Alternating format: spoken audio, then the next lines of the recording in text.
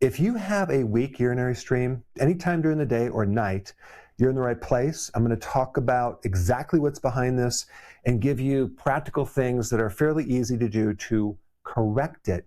Most people are told that this weak urinary stream is a prostate problem. If you're female, you've been told it's your aging or from childbirth, and you're just going to have to live with it. Not true. A weak urinary stream is usually not the prostate. It's usually related to several other things, okay?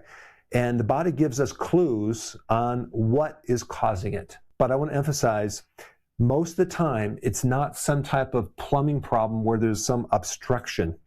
There's something else going on. Here's the first clue. You get up in the morning and you urinate and it's weak. But then you drink coffee and it gets stronger. What does that tell you? It tells us right off the bat, it's not a prostate problem. It's more of a problem in the nervous system, specifically in your bladder, because the bladder is a smooth muscle that contracts, and coffee tends to help relax that whole apparatus. So if the coffee improves your urination, we know the problem is in your autonomic nervous system. I'm going to touch on exactly what that means in a little bit and what to do about it. The next problem with a weak urinary stream has to do with a little muscle called the detrusor muscle, which is not really under your voluntary control. It's something just happens, you don't have to think about it. It works when you're going to the bathroom because it creates this smooth muscle contraction. And then if you sneeze while you're urinating, it'll completely stop contracting and you'll stop urinating. So it's not controlled by the voluntary muscle action, okay? It's involuntary. And it's a muscle that is highly dependent on energy, specifically ATP. And so if you have an energy problem, let's say you're fatigued, this muscle is going to start becoming weak, and that's going to affect the stream. So if you have a weak stream and you also have a lot of fatigue, suspect a problem with this muscle right here. This muscle could also be affected by years of just too much sitting, as well as insulin resistance, okay? This occurs by consuming too many carbs and snacking too much and just kind of grazing a lot. You're going to create a problem with this muscle and you'll eventually get tired, and then it affects your urinary stream.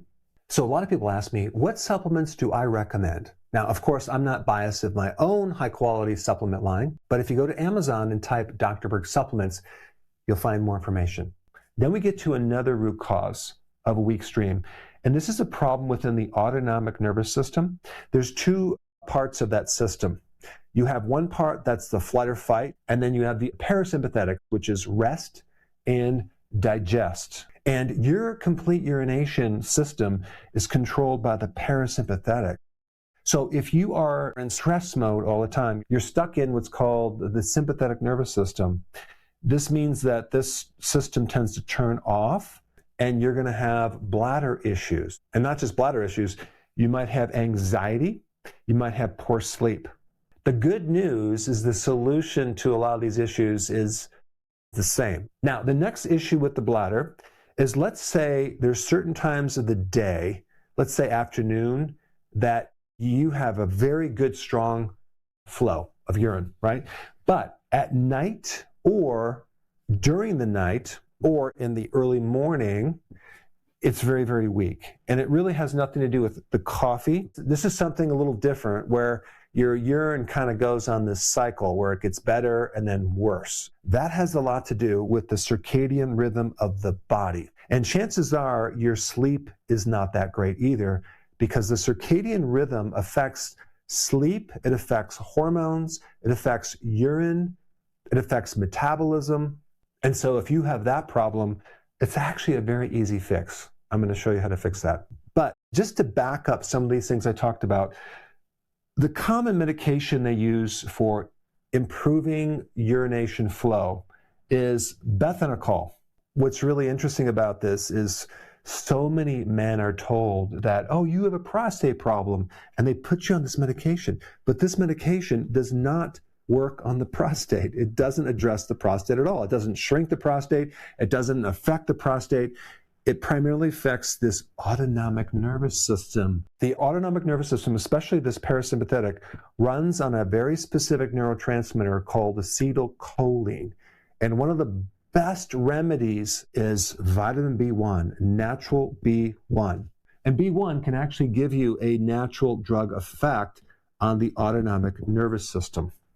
So when you think about B1, think about it increasing acetylcholine and improving the nervous system.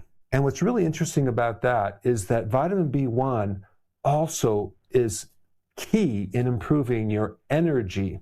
Vitamin B1 is really important in the nerve-muscle connection. Vitamin B1 becomes deficient when you consume a lot of high carbohydrate foods, when you drink alcohol. If you have insulin resistance or you're a diabetic, you're always going to be deficient in B1. If you go through a lot of stress, you're going to need B1. So B1 is one of the best natural remedies to address a weak urine stream. Not just addressing this root cause, but also the muscle that controls the bladder and also the elimination of urine. And so if you look at what the medical profession is doing, they're treating this way downstream, okay? They're trying to manage the symptom, but they're not looking at the acetylcholine, the autonomic nervous system, because this is more corrective. A diabetic has a lot of problems with their autonomic nervous system. Digestion, for example, the ability to eliminate and get rid of waste. B1 is the antidote to that as well. So B1 is super important, but you also at the same time want to correct the reason why you're B1 deficient in the first place. And that would be going on a low-carb diet, cutting down on the alcohol, doing intermittent fasting so you're not eating between the meals or grazing, especially at night. That corrects insulin resistance. Oh, and by the way, one of the best things for stress is B1. So it's going to help you cope with stress. When I was in practice, I would have people come in, husband and wife, fighting. I'd put them in separate rooms. I would then give them vitamin B1, wait about 3 to 4 to 5 minutes, come back, and I would find they're in communication, they're talking, they're feeling relaxed. Because one of the biggest symptoms mentally from a B1 deficiency is nervous tension and stress. So by taking B1, you can actually make a dent in a lot of different problems related to the autonomic nervous system. Now, I do want to add one little point about women. If they go through menopause and they start having a weak stream, this could be related to estrogen. What's happening deep inside is estrogen greatly influences something called nitric oxide. And that has to do with the vasodilation of the blood flow that goes to the nervous system around the bladder. And the two most powerful things to help fix this or improve nitric oxide in the bladder are getting more exposure to sun and also doing more exercise. And what's really cool about this antidote, we'll call it an antidote, is this right here. Okay, I didn't talk about this yet. But if your weak stream gets better and worse in certain parts of the day, then we know we have a problem with the circadian rhythm. And the antidote or the fix for that is to correct the lighting. Your lighting controls the circadian rhythm. I'm talking about the contrast between at night being dark and during the morning or during the day being bright. Our DNA in biology responds very well to a lot of bright light, okay, during the day, in the morning, exposure to the sun. Most people do not get even close to the amount of light exposure that they really need. And then at night, when it starts to get dark, they turn the lights on and it's very, very bright to the time they go to bed. And so the real root problem that screws up the circadian rhythm is there's no contrast. There's not a great difference. It's kind of like always kind of gray. The darkness is super important in the evening, about 2 or 3 hours before bed. You need to turn the lights down. You don't want to be exposed to blue light. And in the morning, you need to go outside and expose yourself to sun for about at least a half hour to hopefully an hour. And even during the day, to be outside. You don't have to look up into the sun, but you will need to be out in the sun. Super important. You're going to start seeing improvement in your hormones, your mood, just by fixing the light cycle in your life. In the wintertime, it's really hard to go outside because it's too cold. So you need to get a very bright light.